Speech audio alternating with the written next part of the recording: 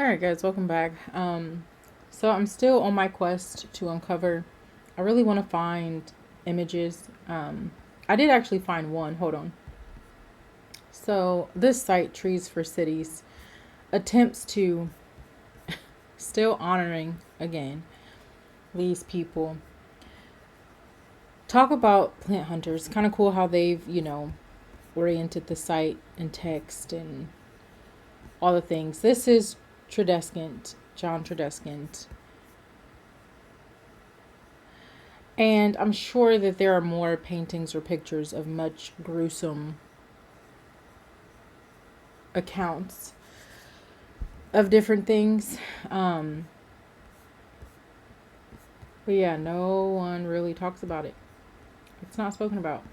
Here's another site from the Brighton and Hove Museums. The Dark Side of Botany, how the myth of the harmless botanist conceals colonial realities. Very short. And super short sections. Like, what? Anyway, saw this. So they have a collection at the Library of Congress with regard to the plant hunters. And of course, they're going to frame this in a ridiculous, untrue way, mixing in some truth as they normally do. And so, yeah, I wanted to play this because it kind of summarizes a lot of what we've already gone over. I just found this today. So we'll be watching this together.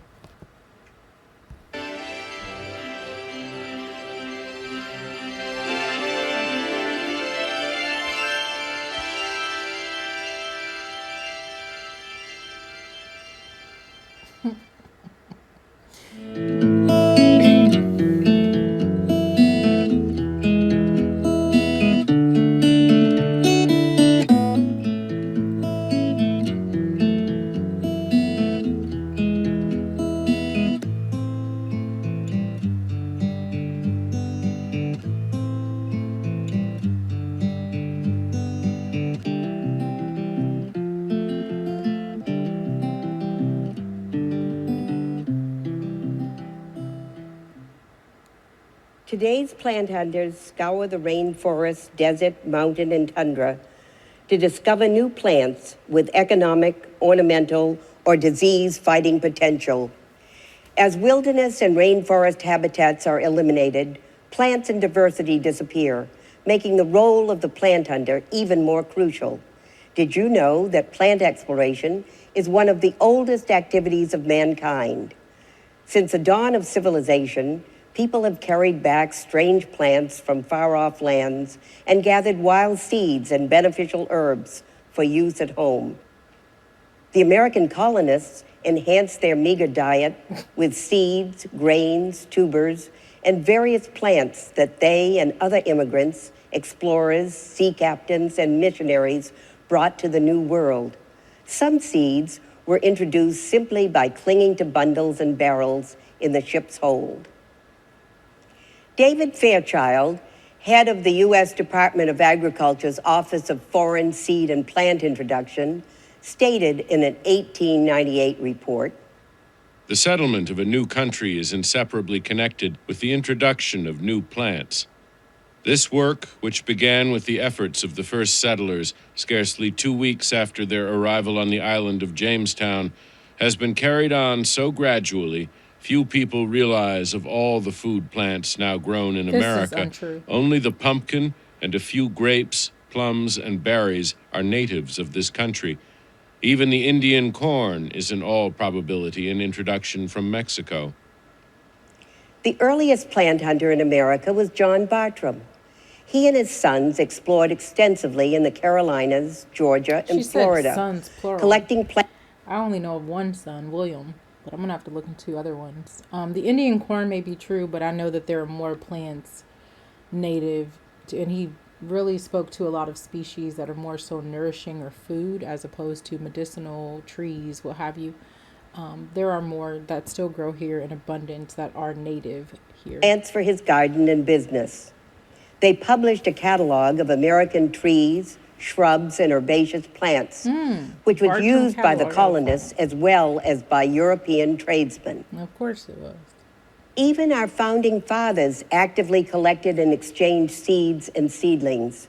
George Washington wrote his second cousin near Charleston, requesting acorns, nuts, or seeds of trees or plants not common in this country. Thomas Jefferson journeyed to Italy to collect a variety of upland rice that grew in Turin. He wanted to introduce to America rice that would grow in dry soil, unlike the lowland rice then cultivated in the swamps of the South. In a letter to William Drayton on July 30, 1787, Jefferson suggested upland rice might enable us to get rid of those ponds of stagnant water so fatal to human health and life. Plant hunters often explored regions and countries whose latitudes were approximately the same as the corresponding latitudes in the United States. They figured that similar temperature and soil conditions and comparable sun, rain, and wind exposure would give the seedlings the best chance to grow and propagate.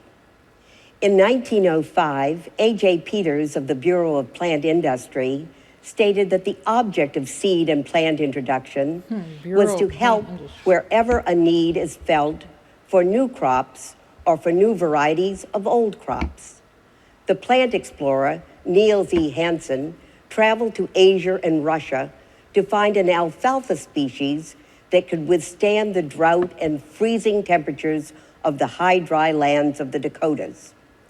Upon finding a yellow-flowered species growing in the driest and most severe regions of Siberia, Hansen declared, "The new plants will extend the present alfalfa and clover limits as far north on the American continent as anyone will wish to farm." Most of us are unaware of the challenges plant hunters faced as they collected seeds and seedlings for introduction into the United States. Diaries, journals, magazine articles, and books in the Library of Congress are great resources for discovering some of these. In 1804, Meriwether Lewis and William Clark traveled to the Pacific coast at the request of President Thomas Jefferson. Their diaries describe several of the hardships they encountered, including difficult portages, fatigue, and debilitating illnesses. Mosquitoes and bears were another problem, and the weather was sometimes so cold that water froze to the oars as they rowed. Lewis and Clark collected numerous plant specimens, including, in their words, the roots of a thistle, the fern, the rush, the licorice, and a small cylindric root resembling in flavor and consistency the sweet potato. Have you ever enjoyed the fragrance of or admired a Douglas fir? The Scots... And they didn't frame that right. I mean, and that's what happens. You omit so much information, as if different species of these same plants weren't already native here and used by indigenous people for hundreds of years prior to you all ever immigrating here. At least she admitted that. And Lewis and Clark, along with the Bartrams and many of those men, probably all of them, were slave owners. Again, I'm allergic, y'all, and I don't know that I can get through this. When you've been doing this, and honestly, it hasn't been that long, but to the extent that I have, there's just, I just rather not inundate my mind, you know, with this. You're welcome to go to the Library of Congress to find this and to watch it. But on this channel, we're not going to give too much space and room for the lies to perpetuate, because I'm seeking to highlight truths.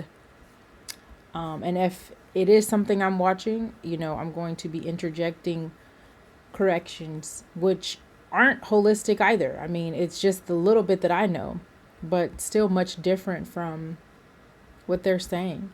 And the more that I know, you know, the more extensive these types of videos may become. But yeah, I mean, again, they do a great job at enshrining these people and completely omitting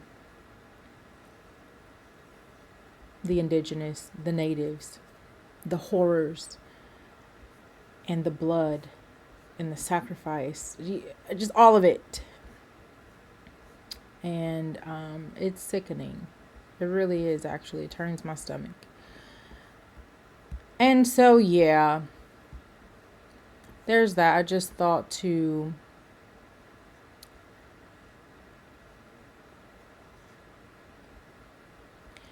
and that, yeah, that's how they do it. I mean, through music, through theater, through television, through all the arts is how they, because I'm like, what art form do a lot of people in the dominant society really have, if we're being honest?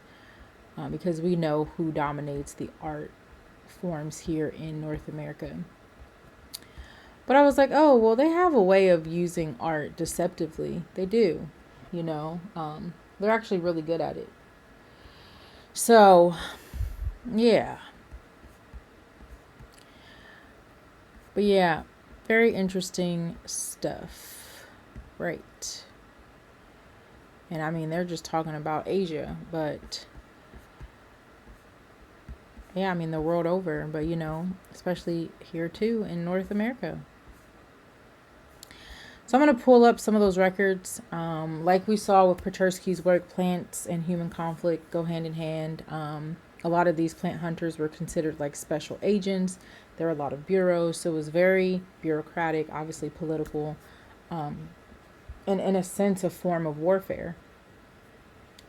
So interesting stuffs. But anyway, y'all be sure to like, comment, subscribe, share, and y'all be blessed.